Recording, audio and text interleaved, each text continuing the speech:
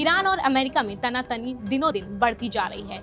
इसी बीच ईरान ने अपने सबसे बड़े दुश्मन अमेरिका को खुली चुनौती दे दी है। नमस्कार, आप देख रहे हैं जनभावना टाइम्स। मैं हूं आपके साथ शालिनी श्रीवास्तव। इजराइल हमास के बीच भयंकर होते जा रहे युद्ध के बीच ईरान ने अमेरिका के कम होते वजूद का सवाल उठा दिया है। दरअसल अमेरिका इस युद्ध में इजराइल का साथ दे रहा है।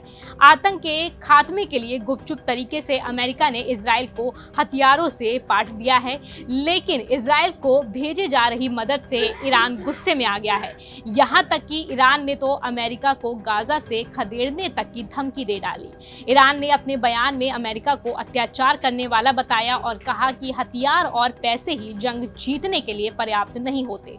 लेकिन ईरान को अमेरिका पर धमकी भरे बयान के बाद अब इजराइल और अमेरिका से हमले का खतरा सताने लगा है। ऐसे में ईरान ने अपनी उत्तर पूर्वी सीमा पर मिसाइल, ड्रोन, तोप इकाइयों को तैनात कर दिया है।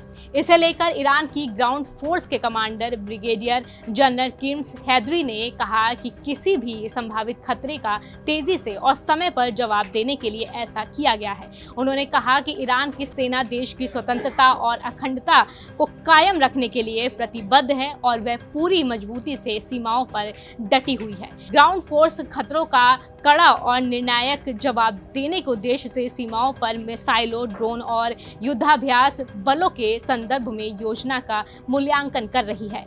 वहीं ईरान के कमांडर ने कहा कि अमेरिका की इजराइल हमास युद्ध को लेकर नीति वही है जो बाकी के देशों में रही है, लेकिन वो इतना नहीं जानते हैं कि वह इजराइल को जितना अधिक हथियार देंगे, अपनी ताबूत में उतनी ही कीलें ठोकेंगे। उन्होंने कहा कि इजराइल अपने दम पर गाजा में जंग नहीं लड़ सकता, उसे अमेरिका का समर्थन मिल रहा है। यही वजह है कि इजराइल इतने बड़े पैमाने पर गाजा में जंग लड़ पा रहा है। वहीं ईरान लगातार अपनी सैन्य ताकत बढ़ाने के लिए कई प्रयास कर रहा है।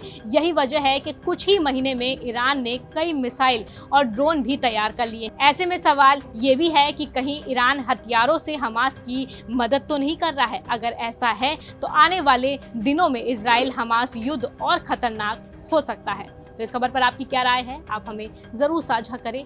नमस्कार।